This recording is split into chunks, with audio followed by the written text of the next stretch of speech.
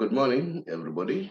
We are back. It is TBR Solution Sports Forum. It is myself, the Sober Voice, Wale Fatse, together with Tsepang Lasbon Hole. Good morning, Lasbon, and welcome to the show. Will you kindly greet the viewers?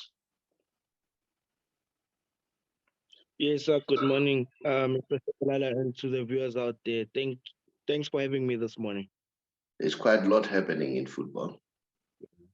Neil Tove has cut aspersions around the issue of a Super League, but he's asking very good questions. Super League is a good idea.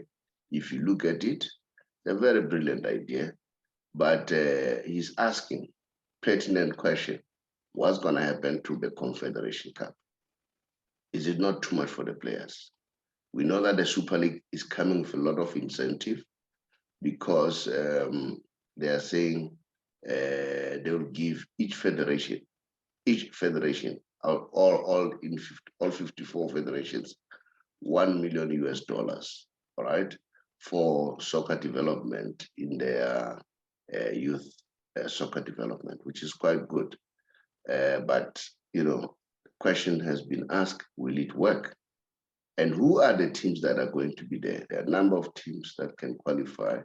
And what criteria is being used? Of course, Al Ahly will be there, Sundowns will be there, Kaiser. What criteria will be used? Kaiser Chiefs will be there, Pirates will be there, but what criteria will be used to ensure that these are the teams? But that one in passing. But there's quite a lot. But let's start here, Banyana Banyana. Last one, give us the news around the issue of Banyana Banyana. Yes, we saw that our ladies, Banyana have been doing well in the AFCON Women's Cup. 3 wins out of 3 in the group stages. Then they went on to the quarterfinals. They won the game by 1 goal to 0. They've been doing very well. Phenomenal, in all of the games. They've been striving, they've been getting the points. They haven't conceded a goal yet. They keep on going, they keep on doing great, They've got a good, healthy squad mixed with a lot of experienced players and the youth that's coming in right now.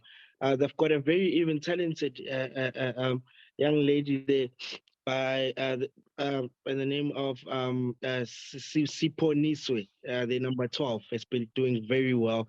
It's been getting all the shine, being in all the headlines, game in, game out, she's doing very well. We've got a good squad, Banyana. I mean, Coach Dennis Ellis has got a good squad, and they could go all the way. They're just facing a tough fixture at the moment again in the semifinals. It's not an easy one. They'll be playing against Zambia. Nigeria as well, the defending champions, have started to get their feet again. They're coming in strong again. They're also through to the semifinals. They'll be playing against Morocco. So if all goes well, Banyana, if they go through, if Nigeria also wins again, they might be meeting Nigeria again in the finals, repetition of the previous final, which was won by Nigeria, as they are the defending champions. So it's still not over yet, but Banyana are leading at the moment. They're in the forefront of the competition. But they're doing very well. They've got a good squad and they're making us proud. Yeah, those are the news around Banyana Banyana. We hear that Happy Jele might join Royal AM. Royal AM apparently are interested in Happy Jele. I don't know what's your take. Is it good for Happy Jele? What are the Buccaneers saying? Because Happy Jele has been a very good servant of Orlando Pirates. So yeah, we know that Nyauza is gone, Shadra is gone. So Happy Jele, it is believed that he may join Royal AM. What's your take about that? A quick one. Yeah, with Happy quite uncertain at the moment. But I saw that he's been joining the club in the preseason. He's on camp with Orlando Pirates at the moment.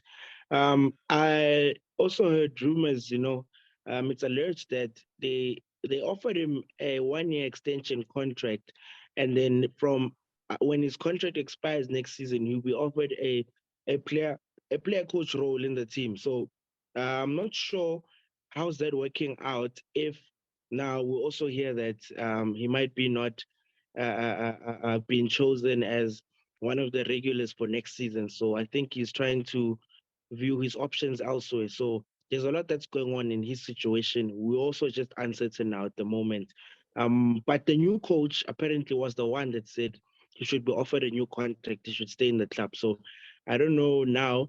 Um, with his agents as well saying that Role M are also interested, and he also is looking elsewhere for game time, and he's also weighing his options. So his matters kind of tricky at the moment. That's why he still wants to play. He feels like he can still give in a season or two in his last years, of playing football in South Africa. So we'll just see how that one unfolds before the league starts in a couple of weeks. Yeah, we are told that Teko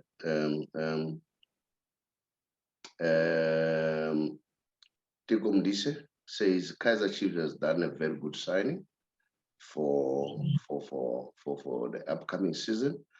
In fact, he compares the situation of Kaiser Chiefs with Sundowns just before they dominate. So what's your take about the signing of Kaiser Chiefs? Are you confident that these are the good signings that will take Chiefs to another level? He has brought so many arguments, the issue of the youth, they have cleared the squad and so on. What's your take? Yeah, I mean, for the Chiefs, it's no surprise. Everyone was happy with the signings. People were actually surprised of the signings that they've made. The public was actually 100% behind them. I could say even Teko Modise during the week did actually congratulate Coach Athazwan on the signings that he had made, and he said that this is a squad that can compete in Africa if they qualify playing in Africa next season and competing against Mamelodi Sundowns, because Sundowns hasn't had a challenge in the past 5 years, but now he believes that Chiefs can bring change, can bring a twist into that, and give the DSTV Premiership a bit of an exciting challenge. So it's not going to be just Mamelodi Sundowns, but Kaiser Chiefs as well. They've managed to step up and raise their hand, and with the signings that they have, we see many more signings coming in the next couple of years again, So I think this is the direction that they're headed, and they're heading into being a strong team, not just competing in the DSTV Premiership, but they also feel like they can compete in Africa as well. So the signings are good. They did good so far. Yeah. Right, and then who else is showing good signs of signing? We know that Mamelodi Sundowns is quiet, but I understand they're looking again at another player from overseas. They've signed the player who was supposed to, is a Moroccan. What is the player's name again? But Tuli, something like that. Yeah. Yeah, Mamelodi Sundowns. With that player actually, it's also alleged. I saw an article. He said he prefers playing for Raja Casablanca. So for him coming to Mamelodi Sundowns, it's not certain yet. We saw that he said he would rather go for Raja Casablanca. So we're not too sure about that one. There's kind of a twist in terms of that signing, and he's been offered a 5 year contract. So we're not sure if he would actually join Mamelodi Sundowns or go play for Casablanca. But with other teams as well, Chess Galaxy, we saw that they managed to register Spuso Villa, after being with Mamelodi Sundowns for so many years. He has parted ways with the club and he has joined TS Galaxy. We saw that they also beefing up their squad, and Skukuni as well. Well, they've been in the window shopping. They've been doing very well with the signings that they have. I mean, I think they've signed more than 10 players, and which is good quality players as well. And Amazulu as well. It's one team to look out for. They've got a good squad, a very strong squad as well with the signings that they have. I mean, Capetinho Mango is there, Josh Malulek is also there. A lot of good players that they've managed to sign. So all of these players, these most of the teams, let me just say, they've managed to do well in the window, and they've cleared up a lot of players, but they've managed to bring in a lot of good players. And yeah, they've been doing well. Tola Mlambo as well joined TS Galaxy as well. So the squads are looking good this season, I could say, well balanced. Well, well balanced for all the teams. And I can see that the fans can't wait for the league to start. So it's going to be humdinger again this coming season. And then let's go overseas. We know that Robin Lewandowski is adamant. He wants to play for one team only. That's Barcelona. And then he was very angry at PSG, I mean at Bayern Munich. He went to Bayern Munich to go and train with them, but they say you could see from his body language that he was not happy. But I understand that an agreement has been reached now between Bayern Munich and uh, uh, and Barcelona. So which means he he will go there. So what's your take about that?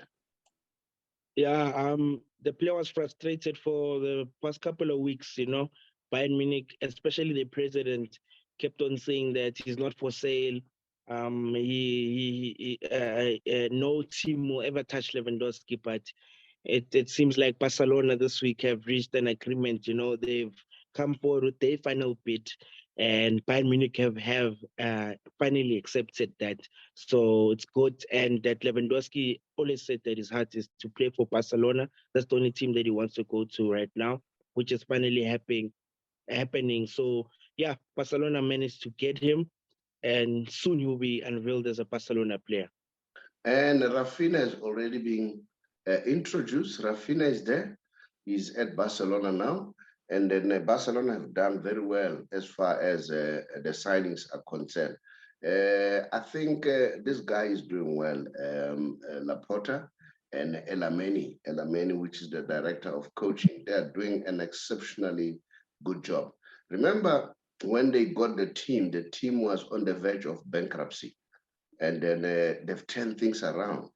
You know, he has done well. I mean, he has signed um, um, all the players. Dembele he signed. They signed Dembele according to their terms, which is quite good. Now they have Rafinha, and the buying of Rafinha is very interesting. You see, they didn't pay upfront money. They reached an agreement as compared to Chelsea, who gave them a very good money as an upfront. So those they've done very well. And then he has sold the rights, and then of some of their items, and then the only ones that they're still keeping it's the merchandise. They still hold on the merchandise because if they can sell the merchandise, they can do more. But they've already done a profit. They have Spotify now as one of their sponsors. They look very, very strong, Barcelona, going forward. So Laporta is turning things around. I'm very much impressed of Laporta's leadership. What's your take? Yeah, I mean, the steps that he took into reviving Barcelona and rebranding the whole team, with the signings that they've got. I mean, you should look at the players that they've signed as well. Some of these players, we cannot say that they are world-class players at the moment, but they are promising talent, I mean, the likes of Rafinha as well, promising young talent there. So he's coming along quite well. He's getting there, and with Lewandowski, it's just uh, uh, um um it's I could say it's just a cherry on top. With that kind of experience, a player that wants to join your club, you do by all means to just try and get him because you know what type of a player he is, and it's still at his age doing what he does. It's actually incredible. So Laporta's doing quite well, just trying to manage the situation. Financially, they're still not in a good place. I mean, with Frankie De Jong as well, his deal is kind of a bit shaky. talks are ongoing every day. Man United still there. We saw that there's a bit of a twist. Chelsea as well.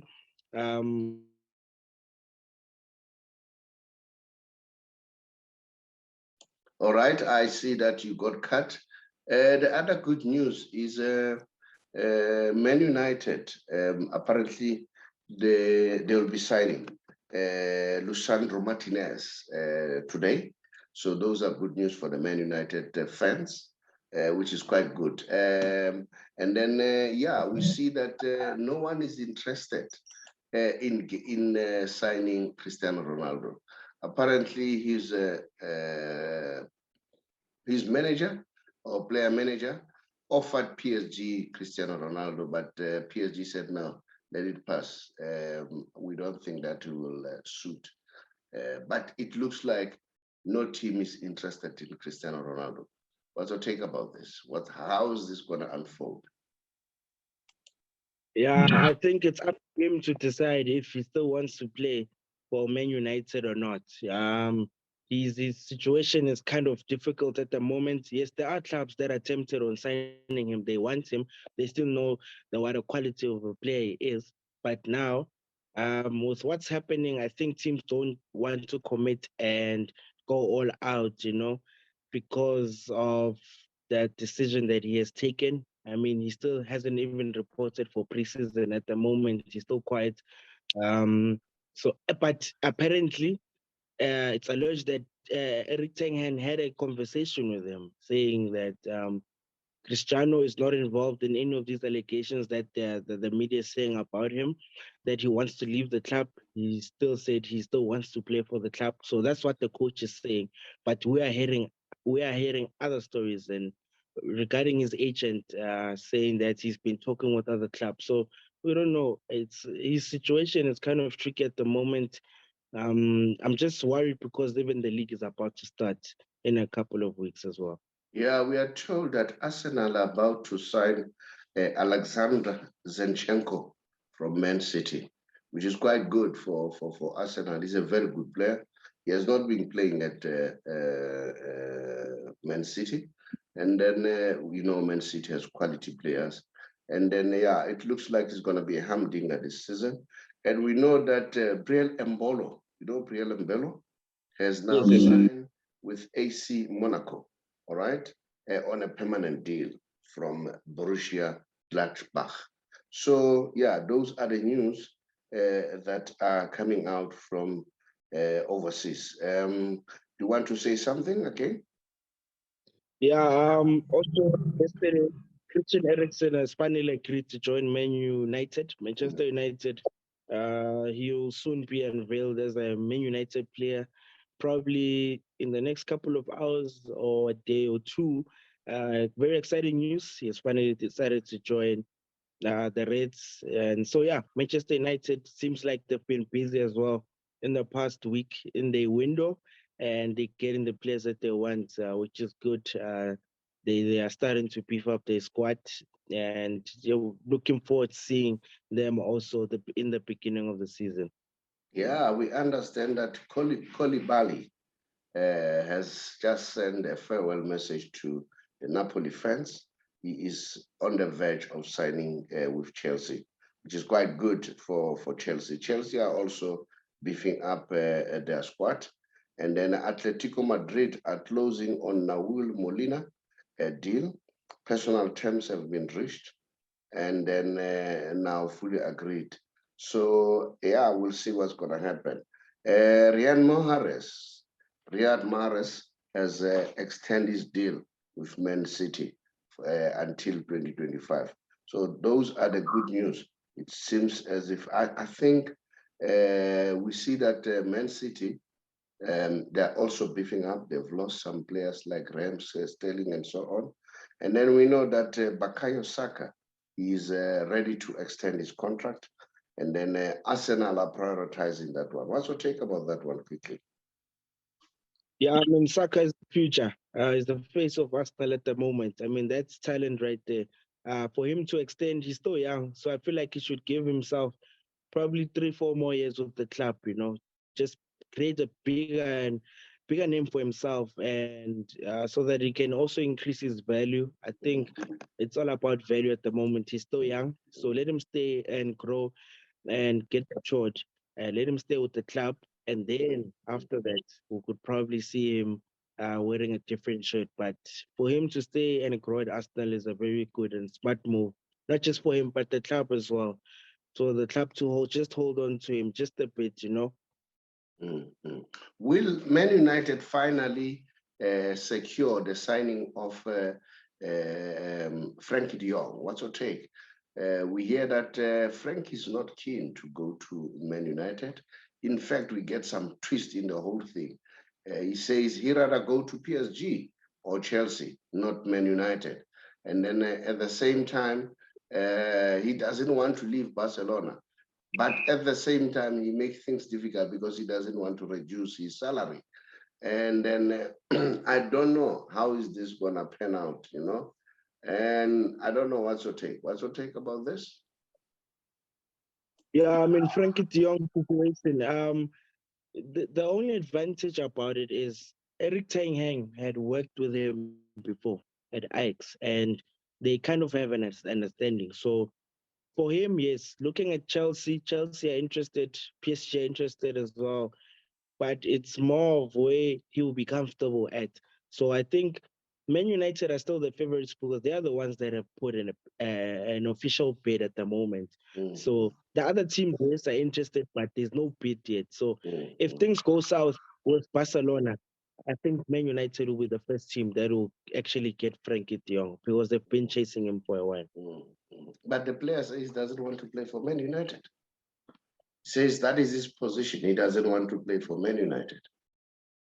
You see, so because even the issue between Man United and Barcelona, there is no issue. They have an agreement. It's there, all right? It's for Frankie to agree. So the problem has nothing to do with the teams. They've agreed. That is why the CEO of Man United was there to finalize the deal. The deal is finalized. They're just waiting for Frankie De Jong, who says he doesn't want to leave Barcelona, but he doesn't also want to reduce his salary. So it's a little bit dicey, this one. We'll see what's going to happen. And let's watch the space.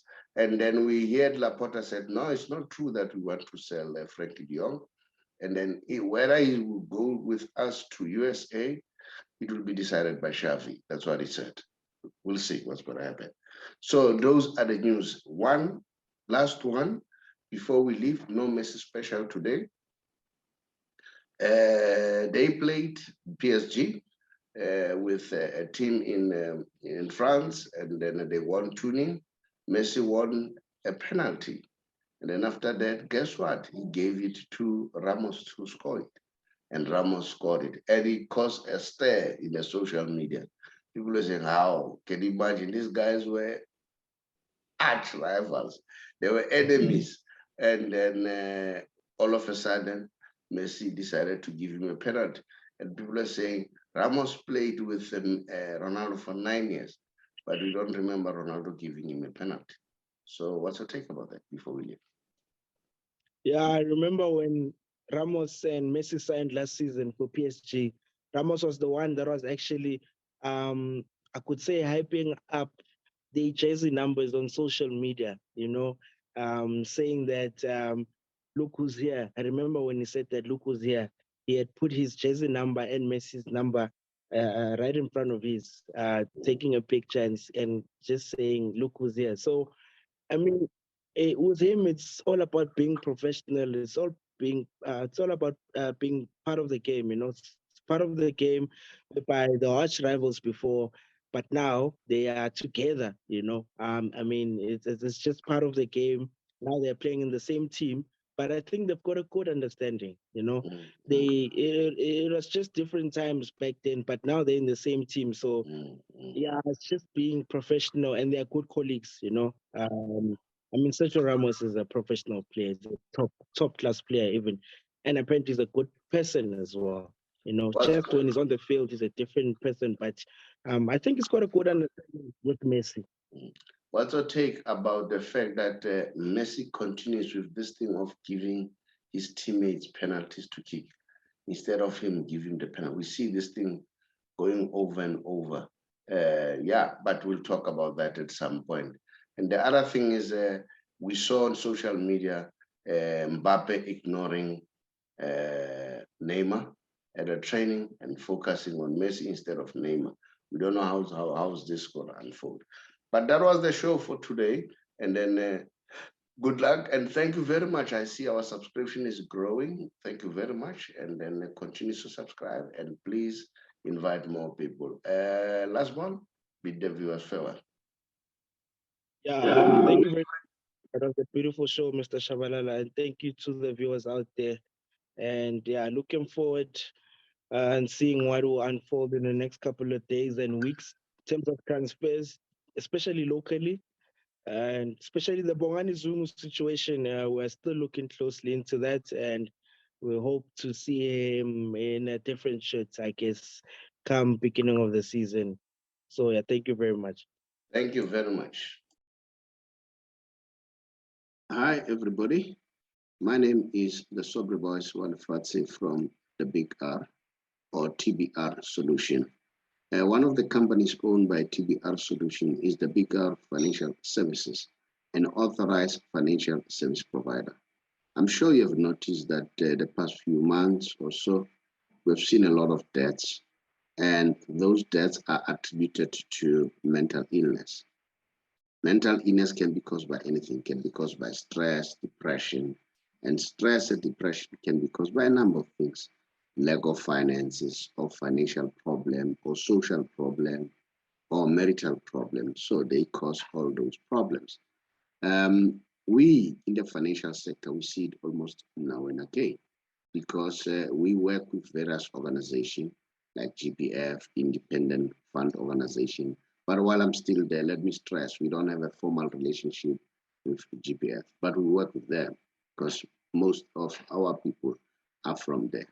Now, working with those people, you know very well that people who are working for the government, they're expected to retire at the age of 60 and above, right?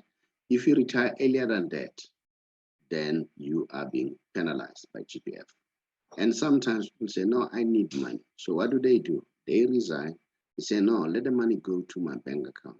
Once you do that, you are tax heavy. So you need to bear that in mind, okay? But now, let's say for argument's sake, you are 55 as we speak and above, and you are contemplating of either resigning or going on pension in the next 3 months or so, just drop us a WhatsApp so that we help you to expedite for your payment. Because according to the GPF rules and pension fund law, once a client or a member receive an SMS that they've received your forms, that means they have 60 days to complete the process. And mind you, the 60 days is a maximum. It doesn't mean it has to take 60 days. It's a maximum. Now, sometimes we see people, they don't get their money for 2 to 3, 4, 5 months, 6 months, even more, or a year or so. And then there, the problem could emanate either from the GPF side, employer side, a member himself. So what do? We try to expedite that process by making sure that we understand the workings of GPF. If it's a member, we help him to do the right thing. The same with GPF, the same with employer organization. Now, remember, as I have already said, that with GPF, it's 60 and above. Now, and then we say if you're 55 or more, you can contact us. And another good element is this, with the fund that we are working with. There is a whole lot of flexibility. You can decide how much you earn. That's how flexible it is. And if, let's say, you pass on, you and your spouse, you can nominate anyone. You are not limited to your immediate family, like your biological children or an officially adopted children. Remember, even your children, they can benefit as long as they're 22 and below. But with us, it doesn't matter. They can be above 22, they can be your elders, or they will still benefit because you nominated them. And then we try by all means that when we take the money from GPF and invest with credible fund organization, we try by all means that you are list text, all right? And then and even you are not punished because you are not taking the money, because you are taking to another fund. So which means an independent and credible fund. So it means that there's no need to tax you more. So those are some of the advantages that are there. So you need to bear that in mind. And then if you want to know more, just drop us a WhatsApp on our WhatsApp number. Then we'll call you back. You don't have to call us. We'll call you back and see how can we expedite it. I thank you.